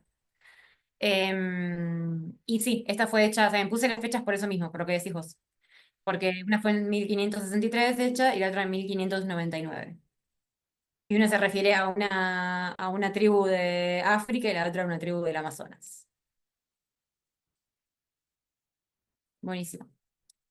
Bueno, acá están las representaciones entonces que se ven acá a los costados. No hay mucho zoom sobre esto, así que esperen que ahora les muestro otras más. Acá Olivia dice, los indígenas objetualizados. Si quieren abrir el micrófono, abran, ¿eh? Los indígenas en la onda de la frenología, sí. Los indígenas objetualizados sí podían fotografiarse sin camisa, lo que no se haría con la sociedad de la época, por supuesto. Por supuesto. De hecho, también Colón habla sobre el tema de la desnudez. Sí, sí, sí. Exactamente. Después vamos a ver igualmente una comparación como para más adelante con otros textos. Bueno, acá tenemos una alegoría, que alegoría sería como, sí, una representación simbólica, ¿no? Que contiene un montón de símbolos sobre América, ¿no? La alegoría de América es una mujer desnuda, justo lo que decía y la compañera, desnuda, ¿sobre qué? Sobre una bestia, ¿sí? No anda a caballo, anda sobre una bestia. Todas las representaciones de Europa, todas, absolutamente todas, están hechas a caballo. Acá tenemos una representación hecha sobre una bestia, que puede ser no sé qué dicho es este, pero bueno, para ellos era una bestia esto. Acá creo que es una mulita, no sé, un tatu carreta. Depende del país y la especie. Bueno, y acá en el fondo, no sé si se ve, pero están con flechas, por acá atrás están asando una pierna de vuelta, insistían con el tema del canibalismo. Acá dos tribus están peleando, luchando. Entonces, esta idea, ¿no? Como de una América peligrosa, eh, problemática, violenta, desnuda, ¿no? El tema de la desnudez ahora lo voy a retomar con algo que les va a gustar. Y bueno, con el arco y la flecha, ¿no? Y acá tenemos otra representación de África, en donde también está el tema de lo animal siempre, ¿no? Siempre el animal. ¿Pero qué animal? Una bestia, que es un elefante, ¿no? Una bestia gigante, como una bestia de carga, gigante. Y tenemos a un europeo que lo está como que está como por encima de él, ¿no? Como que lo va a vencer. Entonces, estas serán las alegorías de la época, ¿no? Acá tenemos estas porcelanas de Meissen, esto es bastante posterior, ya sé, pero bueno, fíjense cómo después estas iconografías perduran, ¿sí? O sea, como que hasta el día de hoy, obviamente, ¿no? Pero digo, hecho ya es 1850. Son las porcelanas de Meissen, que es muy lindo, si les son nerds y les interesa, busquen el tema de las porcelanas de Meissen, porque es bárbaro, los europeos descubren cuál es la fórmula de la porcelana china y empiezan a hacer este tipo de estatuillas, eh, justamente representando a todos los continentes conocidos y también a Oriente, por supuesto. La historia de la porcelana también es muy, muy interesante para pensar en la colonialidad. Bueno, acá tenemos de vuelta América sobre otra bestia, que sería un lagarto en este caso. De hecho, el dragón supuestamente viene o sea, el animal imaginario dragón supuestamente viene el miedo a los cocodrilos, por ejemplo. Digo, fíjense si no era una bestia temerosa, el cocodrilo. Bueno, también desnuda de vuelta, con algunas plumas como bien al estilo, digamos, como típico de la vestimenta indígena. El caballo europeo, la mujer está vestida, por supuesto, tiene símbolos relacionados con el conocimiento, con el poder, con la iglesia. Oriente está vestida también, eso siempre me llamó la atención. Tenían otra idea sobre Oriente, mucho más civilizada. Y África, que también está sobre una bestia que es un león, ¿no? No está desnuda del todo, pero en general siempre estaba desnuda, pero bueno, ahí está vestida. Bueno, y les traje un trabajo de Denilson Baniwa, que es fue un artista, pero en realidad no es fotógrafo, sino que es artista, trabaja con imágenes, que se llama Cazadores de Ficciones Coloniales. Espero no estar hablando muy rápido para las personas que hablan portugués. Pero bueno, ahora traje a alguien, eh, a un artista brasilero, muy conocido, está súper insertado en el mundo del arte contemporáneo. Y el título tiene un subtítulo que dice Ficciones coloniales o pretenden que no estoy aquí. ¿Sí? Es del 2021. Y bueno, Denis Manigua es un artista joven que es o sea, nace, o sea, se cría en el Amazonas, en un lugar del Amazonas. Después, bueno, accede, digamos, a educación terciaria o universitaria, creo. Y él, cuando habla de este trabajo, va a decir que él, digamos, piensa este trabajo en relación a la ficción, ¿no? a cómo él se crió, ¿no? Con ciertas películas, con cierta cultura pop, ¿no? Eh, entonces él va a rescatar esta parte de esta cultura pop con la que se crió para crear otras realidades, otras posibles eh, realidades en relación a la colonialidad. Justo este afiche que estamos viendo, Brasil and the Discovery of the no sé qué, of the Amazon, es un afiche de una película que justamente eran unas pelis, no sé de qué año será, 70, 60 supongo, pero estaban como son películas donde exotizan todo lo que pueden a América Latina en general, Caribe, América Latina, bueno, todo lo que pueden. Son películas muy exotizantes. El Amazonas siempre fue también un espacio, digamos, como muy como apreciado, por alguna manera, por su exotismo, justamente, ¿no? Por esto de permitir esta otra edad, ¿no? Bueno, entonces lo que él quiere en realidad con este trabajo es deshumanizar. Bueno, voy a irme un poquito más adelante porque si no, no se entiende. Ahí va. Esta es una de los collages que hace. Se llama Contactos Inmediatos del Tercer Grado, no sé en español cómo le hemos llamado acá en Argentina o en el resto de Latinoamérica. Pero es una película, digamos, de ciencia ficción. Hay una nave, ¿no? Que está abduciendo una casa con techo de paja, ¿no? Eso es lo que vemos en este collage, pero en realidad está hecho este collage sobre una imagen previa que él encuentra de un etnólogo alemán. ¿Sí? Es un etnólogo alemán que viaja a Brasil y a otros países y a varios países más de otros territorios de Latinoamérica, encargado por el un museo etnográfico alemán para llevar imágenes y recolectar objetos, ¿sí? No sabemos si personas también, posiblemente, seguramente. O al menos huesos, seguro. Entonces, nada, él va a trabajar con estas imágenes de archivo y las va a intervenir con estas imágenes de ciencia ficción, de películas de ciencia ficción. Entonces, esperen que voy a abrir el chat que alguien dijo algo. Encuentros cercanos del tercer tipo. Bien, sí, me parecía que era así. Muy bien, gracias. Sí, sí, acá también en Argentina es lo mismo. Denilson Banigua se llama. A ver, ¿lo escribo o alguien lo escribe por mí? Yo puedo Bani- escribir acá. Ahí está. También. Búsquenlo que está buenísimo lo que hace. Eh, bueno, entonces, está buenísimo este trabajo. Para mí, después vamos a ver el resto también. Voy a la siguiente ya que estamos. Esta es Metrópolis. Son todas películas que tienen que ver con invasiones, un futuro apocalíptico, una distopía, ¿no?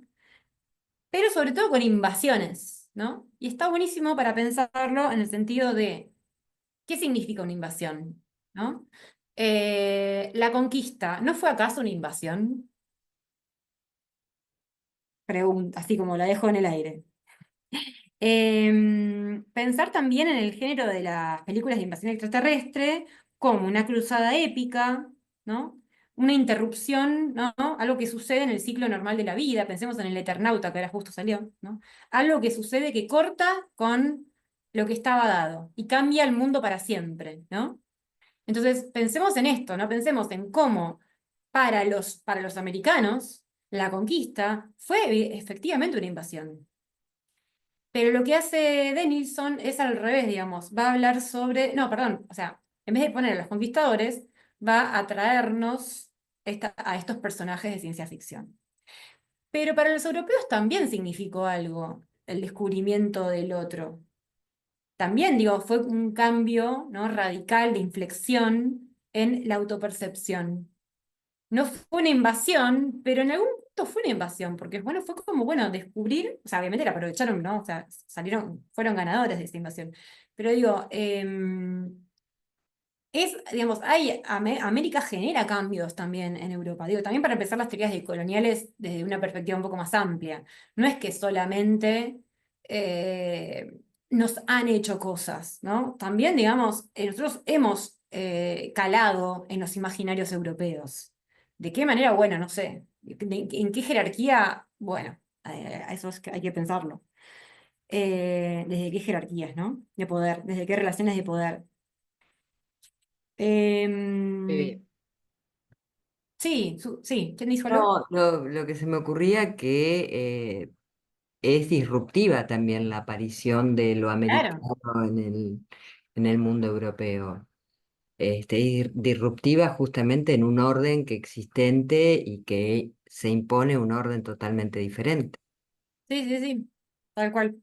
De hecho, no, hay un texto que alguna vez leí sobre esto mismo, y no me acuerdo cuál es, pero habla sobre los cambios a nivel cultural que genera en Europa, como que ahí como que le da un poco más de entidad, digamos, en vez de victimizar tanto a nuestra condición de subalternos, digamos, ¿no? De cómo cuando a veces hay ciertos intersticios por donde la subalternidad puede, ¿no? Como meterse, colarse. Si lo encuentro les digo, pero estoy como medio, lo leí tengo mala memoria. Em, bueno, además también pensar en el rol de la fotografía. Volvamos a la fotografía, que, sí, que es lo que nos interesa. Esta fotografía, ¿qué es lo que pretende? O sea, para ustedes. Son imágenes, ¿no? Que están representando. Olvídense de los invasores. Ande, tápenlos con imaginariamente. Fíjense también las descripciones de las imágenes. Acá dice, alemán. In der Stromstelle vor Río. Bueno, está ubicando geográficamente el río. Stromschnelle, no sé qué es. Em, la carne. Bueno, no, ya tenía que haberlo traducido al alemán. Si hay alguno que sabe para alemán, agradecida. Pero bueno, son todas imágenes donde nos muestran, digamos, de una forma clara, ¿sí? Fíjense que no corta cuerpos, por ejemplo, ¿no? De una forma clara, centra a los individuos y nos muestra de una forma clara las escalas, ¿no? Acá, por ejemplo, se ve bien la escala de esa casa donde estaba, ¿no? Lo muestra en relación al entorno. Entonces, hay una cuestión también de mostrar la topografía del lugar, de mostrar la geografía, ¿no? Las escalas, ¿no? De que el tamaño de esa casa en relación a la montaña. Son todas fotografías pensadas con fines científicos, de conocer lo colonializado, o sea, lo colonizado y a esas personas que son objetos para ellos, ¿no? Acá muestran ahí dice dancing, que es danza alrededor de las costumbres, ¿no? También acá acá seguramente están pescando. Otra vez, bien, fíjense que la casa está en el encuadre perfecto, o sea, no la está cortando.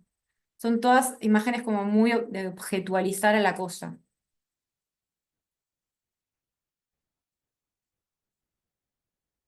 Y también las costumbres, ¿no? La cultura de la... Porque también era muy necesario conocer, también conocer el tema de los lechos, o sea, por dónde se podía navegar, por dónde no se podía navegar. Piensen en las primeras vistas de Latinoamérica, ¿no? ¿Cuáles eran los objetivos de las primeras vistas de Latinoamérica? Bueno, esta acá le quedó bárbaro el collage. Lo lindo es que él hace, o sea, hace un trabajo como muy, que apunta al humor, hablando de algo súper dramático, ¿no? También, porque él también dice eso. Otra cosa que también él dice, que nada, lo saqué de una entrevista, es que él dice que se crió, digamos, fue a una escuela pública en donde, bueno, le hablaban todo el tiempo del crisol de razas, ¿no? Brasil como crisol de razas, donde somos todos iguales. Y eso era toda una mentira, o sea, ¿no? Y él, digamos, como que se da cuenta más tarde de eso. Como que él se va dando cuenta de su propia alteridad, o sea, con el tiempo, pero cuando era chico, o sea, como, bueno, también esto de poder acceder, ¿no? A los consumos culturales populares que globalizados, como el cine, ¿no? El cine de ciencia ficción. Entonces, es como que él va a traer todas estas cuestiones a este trabajo, y también está bueno pensar el tema de la ciencia ficción como un género que es, en general, siempre es muy político, ¿no? Bueno, depende, es muy político, para bien o para mal, pero es muy político. Bueno, pensar en esto de la transparencia de las imágenes, ¿no? De cómo esas imágenes se creían que, o sea, fueron concebidas con fines transparentes, pero en realidad está mostrando algo que está totalmente armado, ¿no? Estas imágenes están armadas. Las fotografías no son inocentes, nunca. También para pensar la idea de raza como una ficción, ¿no? Como una farsa de la historia. Esto que le decían a él del crisol de razas, ¿no? Como la raza se construye como una ficción para justificar un montón de cuestiones. Em, y también para pensar otra cosa, el género apocalíptico, ¿no? de ciencia ficción, como una forma de también de catalizar o de cristalizar miedos de la época, ¿no? Como los temores de cada época. Esto del miedo al futuro, de la amenaza siempre del otro, ¿no? O sea, como ¿por qué, digamos, Estados Unidos es una fábrica industrial de ciencias ficcionales donde el otro siempre es la amenaza y lo distinto siempre es la amenaza? Es como, está bueno eso. Y bueno, además Banigua hackeando un poco la historia del arte, metiéndose en el Getty, no sé, en el Museo Getty o en el sistema del arte que le da poco lugar a artistas que son no blancos europeos caucásicos, digamos, ¿no? Alex, ibas a decir algo. No, perdón, solo recordar eso de la ficción científica, que fue muy fuerte también durante la Guerra Fría, ¿no? También Sí, fue un tema enorme con, bueno, toda esa competencia para llegar a la luna y todo eso, siguió siendo un género. Entonces es muy loco cómo esos instrumentos se renuevan para, bueno, para proyectos muy semejantes, ¿no? De continuidad, así, sí, sí, sí. imperialistas. Ya que estamos, que hay gente de todos los países, recomiendo mucho ver El Eternauta porque políticamente es muy bello. O sea, si alguien no la vio todavía, yo sé que hay gente que le gusta mucho El Eternauta y que no le gusta la película, digo la serie, pero lo recomiendo muchísimo a nivel, tiene una posición política bastante interesante. Para hacer de Netflix, ¿no? Bueno, acá tenemos Star Wars también, no, no sé, no dejó nada. Volver al futuro, esta me parece como ya me saco el sombrero. O sea, es como, ay Dios, todo cierra tanto con esta imagen. Hasta la gorrita le puso a uno. Me muero, es terrible. Ah, es muy bueno, es muy brillante el trabajo. Bueno, después traje este trabajo de Caio Aguiar, también de Brasil, que también de seudónimo es Bonitka. Creo que significa belleza, ¿puede ser? Eh, Alex. Sin la K es belleza. Ah, La K juego de palabras exactamente, entonces. no sé exactamente qué significa bonitka. Ok, bueno. No, porque yo vi que significa belleza, pero bueno, está bien. Bueno, él también es de una tribu, de una comunidad del Amazonas. Y lo que me gustó el trabajo, primero por lo pictórico, que es hermoso, digamos, ¿no? Como tiene una cosa súper interesante a nivel de los grafismos que utiliza. También un artista, ¿no? Insertándose en el sistema del arte contemporáneo, nada fácil. Pero bueno, él lo que va diciendo es que lo que dice es que estas figuras están muy relacionadas con lo ancestral para él, que él, digamos, se crió durante toda su infancia, digamos, creo que claro, cuando terminó la secundaria se fue a la ciudad, a San Pablo, creo. Como que ahí descubrió los grafitis y como todo un lenguaje callejero como nuevo. Pero bueno, entonces él usa un poco este lenguaje. Espero no estar diciendo cualquier cosa, yo que no soy local, o sea, acá brasileños me detienen. Pero digo, me parece re interesante como porque él como que cuando, nada, en las entrevistas lo que dice es que no tiene una explicación como racional de qué son para él estas figuras que aparecen en todas las imágenes. No hay una respuesta, porque vi entrevistas y como todo el tiempo le insistían, bueno, pero ¿qué son estas cosas? ¿Qué son estos elementos? Y él como que nunca responde qué son. Porque para él son figuras que se le aparecen en su imaginario y que tienen que ver con su forma con su cosmovisión, que digamos con la que fue criado, ¿no? Como una cosa muy indeterminada que posiblemente una mente occidental no lo puede entender, digamos. Es como Y está bueno también pensar eso, cómo lo cultural y lo espiritual va a crear realidades totalmente distintas. Y qué necesario que es que aparezcan estas cosas en el arte, cosas que no se entienden, cosas que no son racionables, eh, y que nada, tienen que ver justamente con eso, con la importancia de lo indeterminado, de lo que no se puede pensar, lo que no se puede explicar. Hablando justo que veníamos, ¿no? Hablando de la razón, del iluminismo, cómo estas lógicas se oponen, ¿no? Un poco a eso. Acá dice, muy diferente a los árabes, la necesidad de las taxonomías. Esto estamos hablando del anterior, ¿no? Ya me perdí. Itze. ¿No tenés micrófono, Itze, de voz? Habla si querés, ¿eh? Itze, es además, con acento.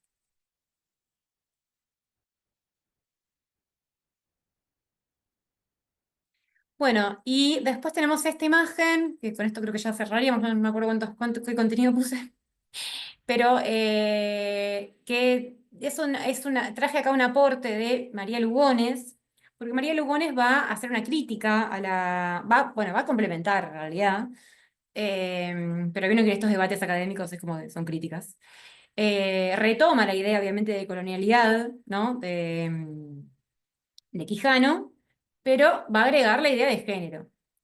Y bueno, traje esta imagen que me parece este grabado que me parece recontra interesante, obviamente hecho por un holandés, como todo grabado, como muchos grabados de la época, que muestran a el conquistador, ¿no? Que viene con los instrumentos, la cruz, ¿no? De la civilización, los instrumentos del conocimiento, a despertar a una América que estaba dormida, ¿no? Atrás tenemos una escena de vuelta, una pierna asándose. O sea, el tema de lo caníbal, bueno, unas bestias acá, ¿no? Una bestia con una lengua. Y América con su único instrumento cercano, que es esto, es un remo, creo. En una hamaca muy rudimentaria, digamos, tejida, que muestra un poco también de la cultura, el gorro también está como tejido, o el casco, no sé. Bueno, una alegoría de América, básicamente, podríamos decir, que está despertándose, que este hombre grande encima, ¿no? Como un hombre mayor, sí, que es la civilización, la está despertando. Y lo que habla también María Lugones es el tema de, bueno, ella va obviamente ella es más parte de las teorías interseccionales, ¿no? Entonces va a pensar la intersección entre la raza y el género en la visualidad. Acá tenemos ¿cómo se dice? Una imagen ampliada de lo caníbal. Entonces dice cómo esta imagen en realidad para ella habla sobre una América que está desnuda, como que está dispuesta a ser fecundada, ¿no? Por este señor que es un hombre que la está despertando y como la cama o camastro, como se llame, tiene algo que ver, digo, no es lo mismo que esté parada a que esté acostada, ¿no? O pseudo acostada, semi acostada. Entonces, a ella, María Lugones, va a interpretar esta imagen como esto de una América que tiene que ser fecundada por la civilización para civilizarse, cuyos hijos serán civilizados, ¿no? Cuya descendencia será civilizada solo a través de la civilización que viene, obviamente, de Europa. Entonces, nada, todo su análisis es súper interesante, después también los voy a subir cuando lleguemos al caso. Eh, pero bueno, está buenísimo pensar en eso, ¿no? Que también ella está posicionada de una manera, no ofrece resistencia, piensen en las manos, cómo está, ¿no? Sentada. La mano, vieron que las manos en la pintura, digamos, en la historia iconográfica de la pintura, tiene un significado, ¿no? Como poner la mano de una manera determinada para los códigos de la época significaba algo. Bueno, acá está como en un símbolo más de apertura, las piernas están casi, no abiertas, pero casi. Digo, tiene toda una posición corporal que está muy relacionada con eso. E ir hacia, ¿Cómo? De ir ir hacia hacia, él, claro, y permitirle que además que él que vaya hacia claro, ella, como un porque el movimiento cuerpo de hacia. él, claro, el cuerpo de él está en dirección hacia ella, ¿no? No está, digamos, recto. Bien. Bueno, entonces traje el trabajo de la Chola Poblete, que no sé si la conocen. La Chola Poblete es una artista que es o sea, no es solamente, no es fotógrafa, es una artista visual, que es de Mendoza, descendiente de familia, digamos, descendiente de bolivianos, que justamente lo que quiso hacer con esta imagen es una apropiación de la obra, se las traje por las dudas, esta obra de Botticelli, El nacimiento de Venus. Esta es una obra, digamos, que está enmarcada en la mitología, en un mito, en el mito de Venus, ¿no? Del nacimiento de Venus.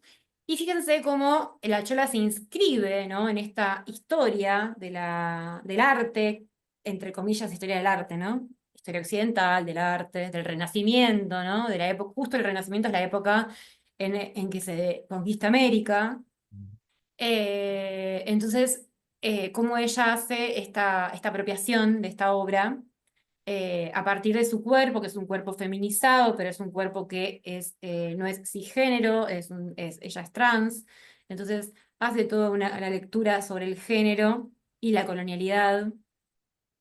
Y esa corona de papas que tiene, que son papas, como un collage, ¿no? Es un collage de papas. Entonces dice ella en una frase, en una entrevista que le hacen, me encanta la idea de pensarme como una Venus que nace de un guiso de papas. ¿Por qué no? Digamos, ¿no? ¿Por qué no podría haber hecho eso? Y lo hizo, de hecho. Entonces, esta obra habla mucho de eso. Además, esta es la obra del Renacimiento, ¿no? Como la obra más ponderada del Renacimiento. Acá la Chola de vuelta hace este montaje. No es un fotomontaje, pero digo, es un montaje en el sentido de que está como armada la imagen. Fíjense cómo también está jugando con el tema del género, una mujer trans que no puede producir leche. Esto alude, en realidad, les voy a dar la referencia porque me parece mucho mejor, más divertido además. Ella está haciendo alusión a esta virgen, la Virgen de la Leche, que es una de las advocaciones, digamos, que trata de como, bueno, de que la Virgen María, ¿no? Darle como más entidad a la Virgen María. eh, y bueno, justamente es la Virgen de la lactancia, la Virgen es como ponderar, o sea, la Virgen como madre, justamente, y a la mujer, ¿no? Como madre, por ende, ¿no? Hablando de género. Me perturban mucho estas imágenes, pero les traje las más polémicas porque me parecen maravillosas. Bueno, y acá la Chola está haciendo exactamente lo mismo con un bebé de plástico en una carnicería, ¿no? En vez de en una iglesia, digo, como que hay toda una idea sobre la carne, el cuerpo de una mujer que no es considerada mujer porque es trans. Eh, Ahí tenemos a una especie de testigo de Jehová, parecería ser, que está con su portafolio. Eh,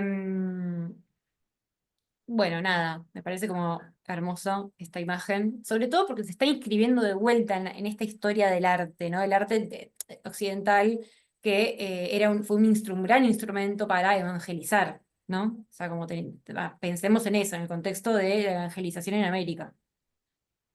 ¿Cuál ha sido el rol de la evangelización en América?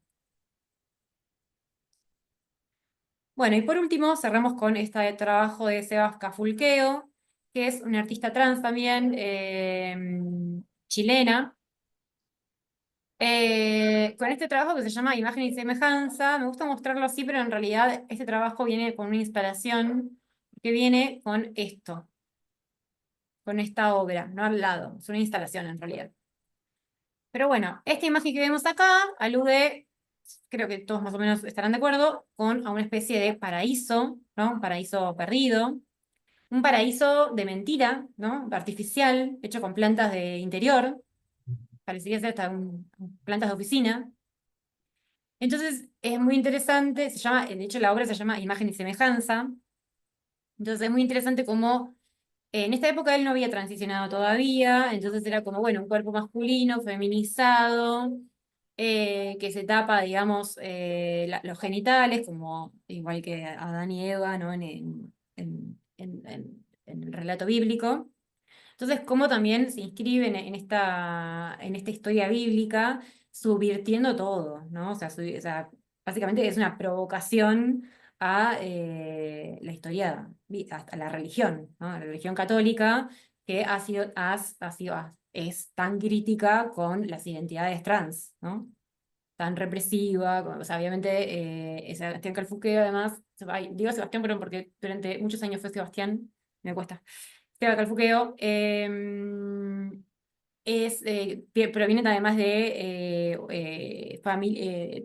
su familia es mapuche, en realidad. Tiene orígenes mapuches.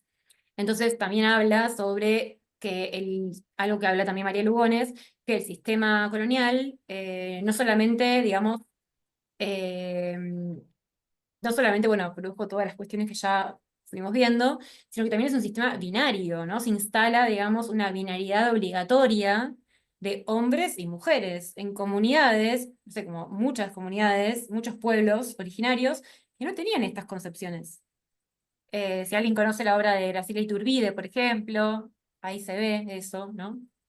Que, digamos, no todas las comunidades, no todas las tribus entendieron el género como lo entendió la religión católica en Occidente. O sea, entonces justamente trabaja con eso, ¿no? Y por eso se llama imagen y semejanza también el trabajo. Y me gusta esta intersección que hace porque o sea, ¿a través de qué instrumento podemos ver estas imágenes ampliadas? Una lupa. ¿Y la lupa qué vendría a ser? Pensemos en el Renacimiento, los descubrimientos, la fotografía. Un lente, pero también algo relacionado con la ciencia. ¿Sí? O sea, la lupa se crea, o sea, es algo muy, aparte este tipo de lupa que justo eligió, no es una lupa escolar, es una lupa muy de uso científico, parecería ser, por el material, ¿no? Como que vos no te compras esa lupa para leer algo en tu casa, posiblemente. Entonces, me gusta que a través de esta lupa, esta visión amplificada de la ciencia, ¿no? Como la ciencia también ve a los cuerpos trans, hoy por hoy, en la contemporaneidad. Entonces trae el pasado, trae el futuro, trae el presente. Y las dos imágenes que vemos ahí son una mujer indígena tapada, digamos, porque un fotógrafo seguramente contratado por un etnógrafo la registró, digamos, la documentó, obviamente contra su voluntad. Y a la derecha, una mujer sexualizada, tapándose sus partes, o sea, las dos tienen la misma postura casi, pero una se usa, digamos, esta imagen era utilizada con fines eróticos, fotografías con fines eróticos, fue de los primeros usos para los que se usó la fotografía, por supuesto, y estas imágenes que también fueron uno de los principales usos, o primeros usos para los que se usó la fotografía. Ciencia, erotismo, o sea, las primeras géneros muy exitosos, también a nivel comercial. Entonces, bueno, nada, tenemos el tema de una mirada de género, de una imagen que es sacada posiblemente contra la voluntad de estas dos mujeres, unidas en un trabajo, que también abordan, digamos, la idea de lo trans como lo monstruoso también, ¿no? Porque acá vuelve la idea de lo monstruoso. ¿No? Lo trans es lo otro del otro de lo otro. O sea, pensemos lo otro de las otredades, ¿no? De Seba Calfuqueo. Proviene de una familia con bajos recursos, familia obrera, clase media chilena. O sea, sus padres son parte de la diáspora mapuche. O sea, vivían en el campo, en el interior de Chile, se tuvieron que ir a la ciudad para subsistir. Él tiene esos orígenes. No es blanco, digamos. Además es trans, o sea, como es la alteridad de la alteridad de la alteridad. Entonces, nada, me gustó por eso, básicamente. El trabajo me parece súper interesante. Bueno, ya hasta acá, digamos, de contenido estamos, ya me repasé de la hora, esto me suele pasar mucho. Quiero mostrarles un poco de qué va a ir el curso, cuáles son las unidades, que ya seguramente las habrán leído. Y de paso, las dudas que tengan, es el momento para evacuarlas. No, ahí va. Bueno, bien, la clase de hoy entonces hicimos como una especie de introducción, ¿no? Como hablamos sobre el tema de la otredad más que nada, pero a través de la idea de la monstruosidad, lo relacionamos con la iconografía ya que viene de la Europa antigua, y cómo sirvió esto, ¿no? Cómo fue accesorio para justificar el genocidio, la otredad, ¿no? Después, bueno, en la clase siguiente vamos a hablar sobre intervenciones reparadoras, ¿no? Para pensar el archivo y también para pensar la construcción del archivo. Tengo un montón de textos para pensar cómo los archivos se fueron construyendo, pero para pensar la fotografía, ¿no? No, o sea, la idea es siempre pensar la fotografía, más allá de la temática. La temática la vamos desarrollando, pero lo principal es pensar cuál es el rol de la fotografía en cada momento histórico, pero no solamente desde una perspectiva histórica, sino más bien desde, bueno, desde una perspectiva Foucaultiana, ¿no? Digamos, el archivo como método de control, no sé, un montón de perspectivas posibles. Después, en la clase número 2, vamos a irnos más que nada para el lado de la opacidad, como la construcción de raza como un discurso que es fundacional en la modernidad europea y cómo hasta el día de hoy sigue subsistiendo. Vamos a ver casos muy contemporáneos, obviamente. La clase número 3, cada cual atiende su juego. ¿Ahí se entendió la referencia? Ah, es Aldón Pirulero. La canción. No, es de mi infancia, capaz soy muy vieja. Es Aldón Pirulero, cada cual atiende su juego, y el que no, una prenda tendrá. Un juego medio de castigo, básicamente, de prendas. No sé si en el resto de los lugares se usa. Ahí me están comentando cosas, a ver si. Supongo que sí. Juan Pirulero. Ah, Juan Pirulero. Yo que dije otra cosa, ¿no? Bueno, puede ser. No, me parece que era Juan Pirulero. Yo dije cualquier cosa. Es Antón Pirulero. Te dicen que Juan debe ser en otra región. Ok, ah, es Aldón. Bien, o sea que está bien, le hice bien. Pero viste que va cambiando eso, Sí, sí, va sí. cambiando de región como los bizcochitos. Es, Ajá. es. Bueno. En la clase número 3, entonces, vamos a ver problemáticas. Este tema me encanta, tiene que ver en torno a la explotación y el extractivismo de los recursos naturales y las consecuencias medioambientales en América Latina, y también político, ¿no? Obviamente vamos a full ahí como darle mucha importancia a eso. Tránsito, la clase número 4, tránsitos y fronteras, que tiene que ver con las diásporas, los desplazamientos forzados, los conflictos migratorios, cómo la fotografía también está relacionada con eso.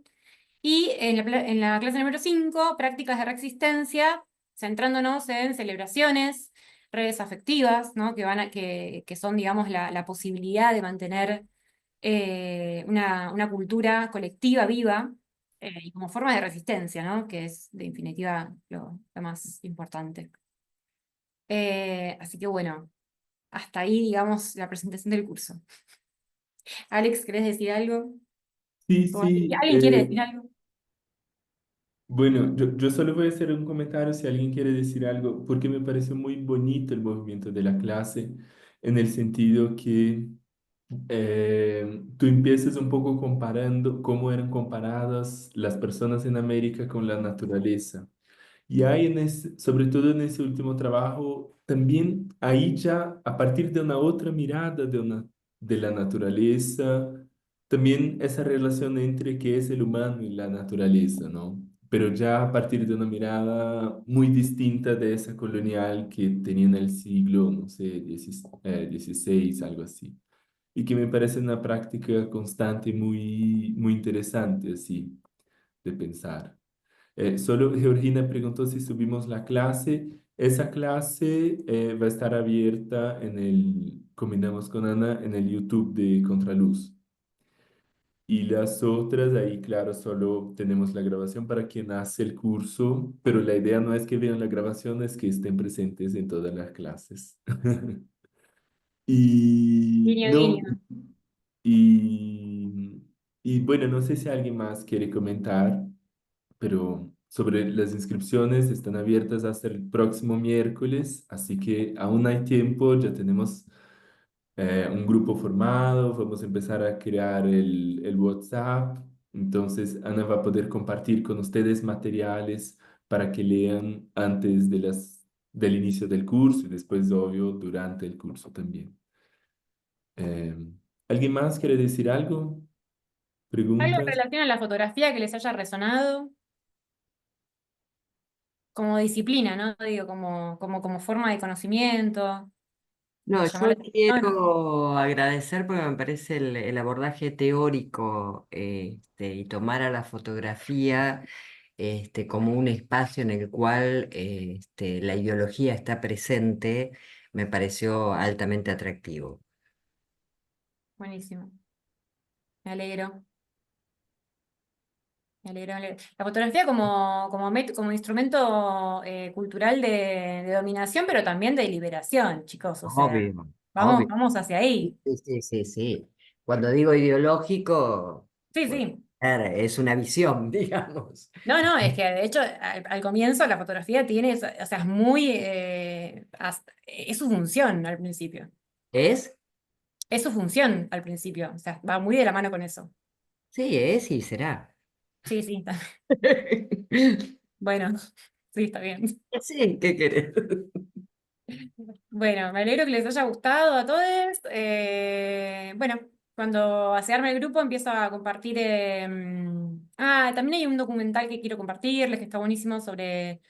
O también si quieren compartir ustedes, vamos a abrir un drive para que compartan el material que quieran, documentales, textos, lo que ustedes quieran. Sí, así hacemos como algo más compartido. Ujú. Y la última clase pueden traer, no sé si alguien es artista, quizás, y está desarrollando algún trabajo. La última clase, si llegamos, podemos dar un espacio para que compartan también lo que están haciendo, a ver Qué capaz que el curso les da como alguna idea, como para pensar justamente lo que están haciendo, y lo vemos entre todos. Creamos ahí una carpetita dentro del Drive para que suban los laburos que están haciendo. Linda idea, me parece muy bonito eso. Y le Me damos gusta. como una horita o media horita para ver eso. Depende cuánta cantidad de trabajos traigan. Súper. Bueno, quisiera entonces agradecerles a todos que están acá.